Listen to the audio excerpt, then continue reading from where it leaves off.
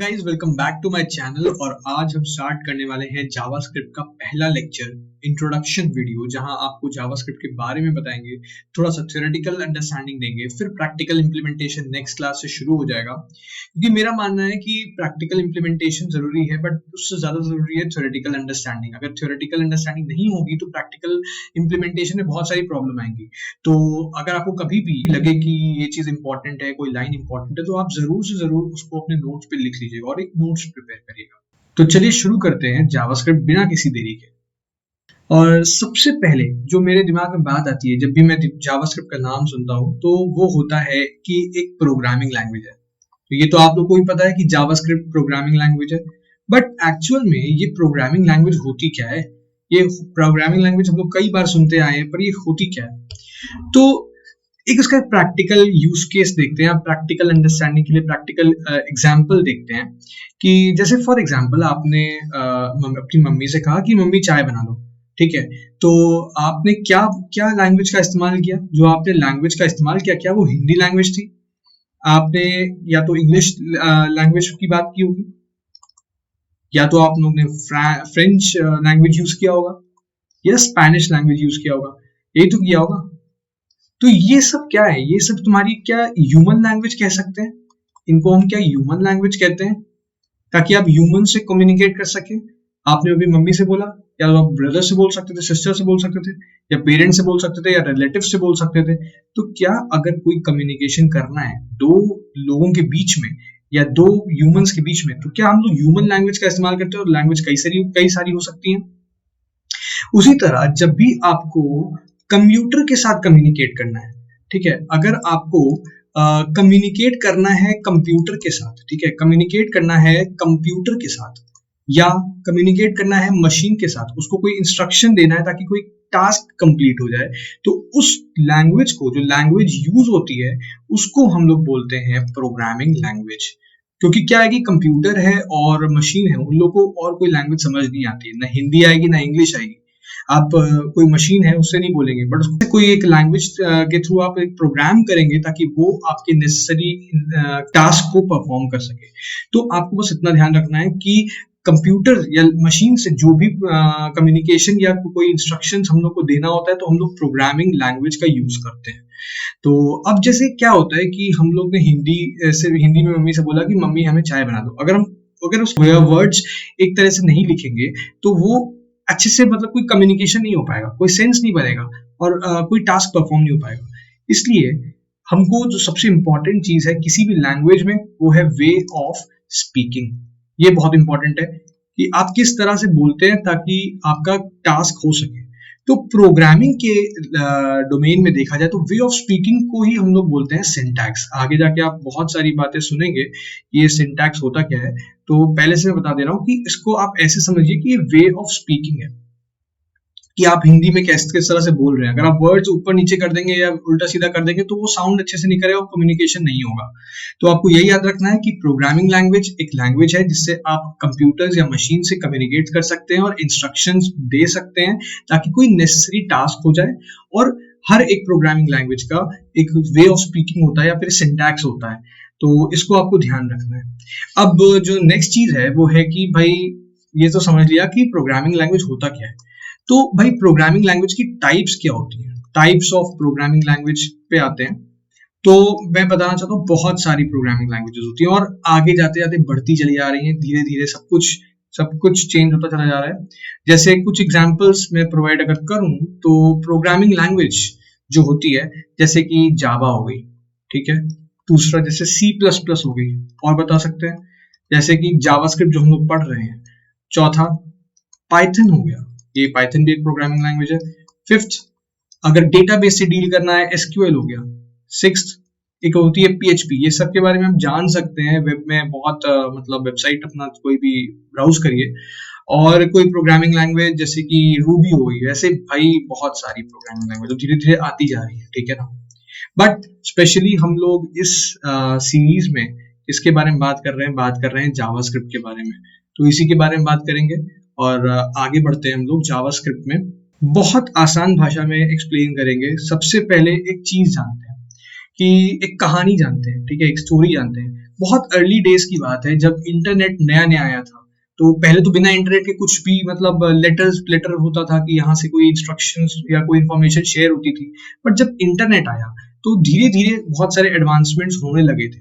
तो जब इंटरनेट के टाइम पे जब नया नया इंटरनेट आया था, कह सकते हैं कि एडवेंट ऑफ इंटरनेट जब आया तो काफी कुछ चेंज होने लग गया था।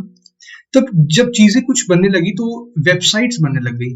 पर जो वेबसाइट्स थी वो काफी स्टैटिक और बहुत सिंपल थी, ठीक है, मतलब कोई यूजर इंटरेक्शन नहीं, बस डिस्क्रिप्टिव थी। तो स्टैटिक हो गई, सिंपल हो गई और डिस्क्रिप्टिव हो गई। जैसे आपने देखा होगा कि स्टाइलिंग भी नहीं थी उसमें, तो CSS भी नहीं था उस टाइम, तो बिल्कुल HTML बेस्ड पूरा था। और HTML की भी कई सारी प्रॉपर्टीज नहीं होती थी उसमें। तो नो यूजर इंटरेक्शन, पहले बहुत समय पे पहले जब आया था, वेबसाइट धीरे धीरे बनना शुरू हुई थी, तो कोई भी यूजर इंटरेक्शन नहीं होता था, कोई बटन नहीं होता था, सिर्फ हम देख सकते थे क्या लिखा हुआ है, ठीक है ना। पर धीरे धीरे टाइम बदला और लेट 90s के टाइम पे, कब, लेट 90s के टाइम पे अराउंड 1995 पे एक रेवोल्यूशन आया, एक लैंग्वेज का जन्म हुआ जिसका नाम था जावास्क्रिप्ट। अब भाई ये जावास्क्रिप्ट आया तो बट सब दिमाग में यार ये होता क्या है भाई।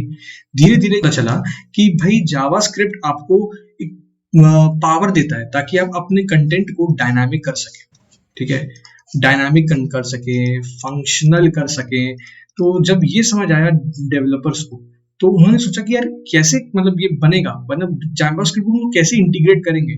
तो जब धीरे धीरे हर चीज सीखी गई तो ये देखा कि यार अगर हम बटन लगा दें ना, अगर हम बटन लगा दें और उसके साथ कुछ लिंक कर दें, तो वो बटन को क्लिक करते समय हमें कहीं ना कहीं ले जाएगा, कोई एक साइट पे ले जाएगा। तो ये जो चीज थी ये काफी एक डायनामिक और काफी फंक्शनल कर देती थी साइट को।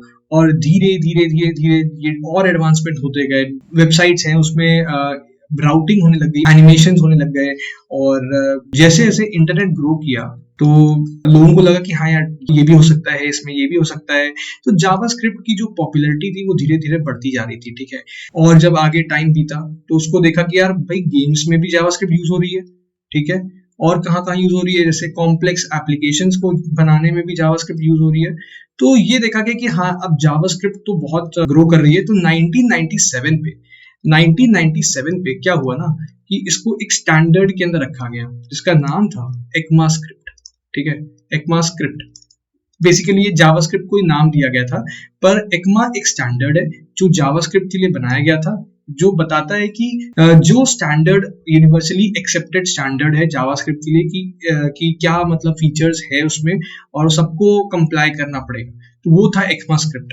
जैसे जैसे जावास्क्रिप्ट ग्रो करी उसकी स्कोप पता चलता गया कि जावास्क्रिप्ट की पॉपुलैरिटी भी बढ़ती गई, ठीक है।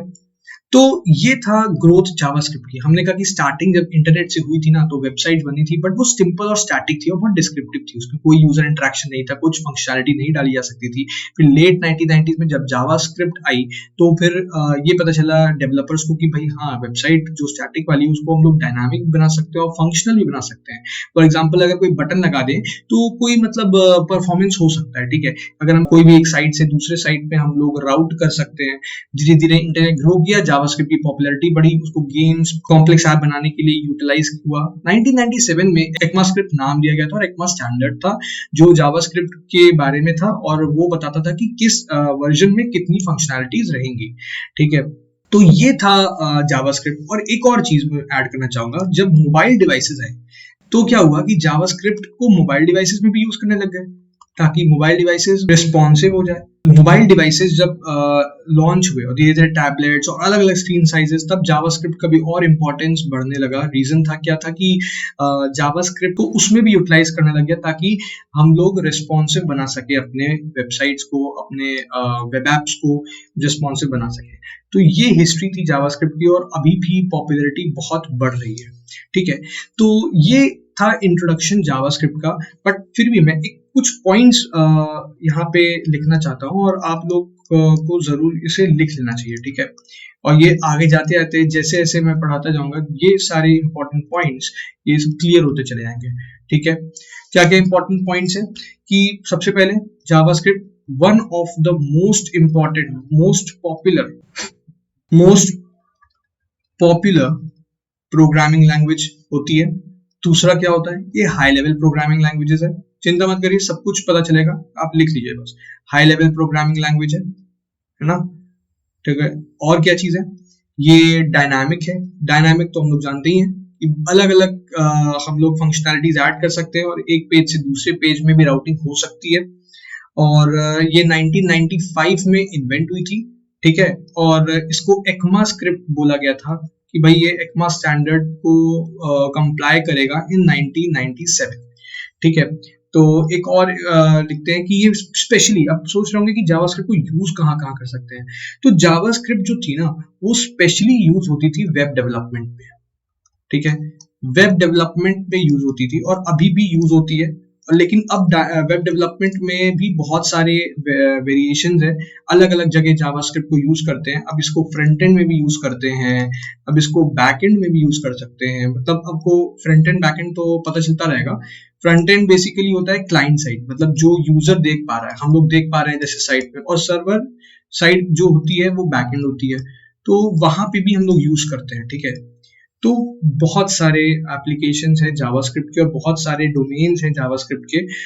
तो आप तो आपको ये सारे पॉइंट्स लिख लेना है। एक बार फिर से एक बार देख लेते हैं हम लोग ने क्या क्या पढ़ा। हम लोग ने कहा कि भाई जावास्क्रिप्ट एक प्रोग्रामिंग लैंग्वेज है, जैसे नॉर्मल ह्यूमन लैंग्वेजेस होती हैं, हिंदी, इंग्लिश, फ्रेंच, स्पेनिश, वैसी एक प्रोग्रामिंग लैंग्वेज है।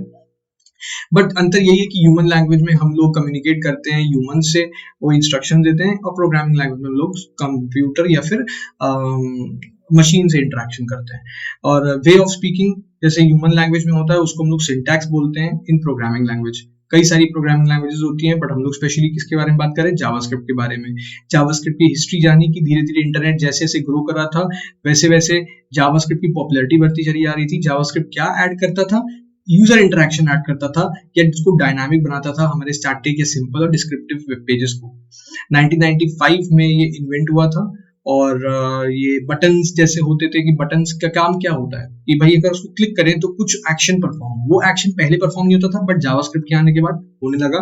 और इसकी बहुत ज्यादा नीड है, देख लीजिए आप कोई भी आप वेबसाइट खोलेंगे तो इसमें नीड है, ठीक है। गेम्स और कॉम्प्लेक्स ऐप में यूटिलाइज हुआ। 1997 में ECMAScript मिला और इसको मोबाइल डिवाइसेस आने के साथ साथ इसको रिस्पॉन्सिव कैसे बनाए जावास्क्रिप्ट के थ्रू हम लोग ने सीखा। कुछ इंपॉर्टेंट पॉइंट्स है, ये आपको नोट कर लेना, और जैसे जैसे आगे बढ़ेंगे ये सारे पॉइंट्स क्लियर होंगे। तो थैंक यू एवरीवन, ये वीडियो में इतना ही। जितना मैंने बताया आप उसको एक बार रिवाइज करिएगा। नेक्स्ट वीडियो से हम लोग शुरू करेंगे प्रैक्टिकल इम्प्लीमेंटेशन, कि कैसे हम लोग कोड एडिटर में जाके जावास्क्रिप्ट को लिख सकते हैं और बाकी सारे ऑपरेशंस परफॉर्म कर सकते हैं। So stay tuned till the next video. Like, share और सब्सक्राइब करिएगा, और मिलते हैं अगले वीडियो में। Thank you.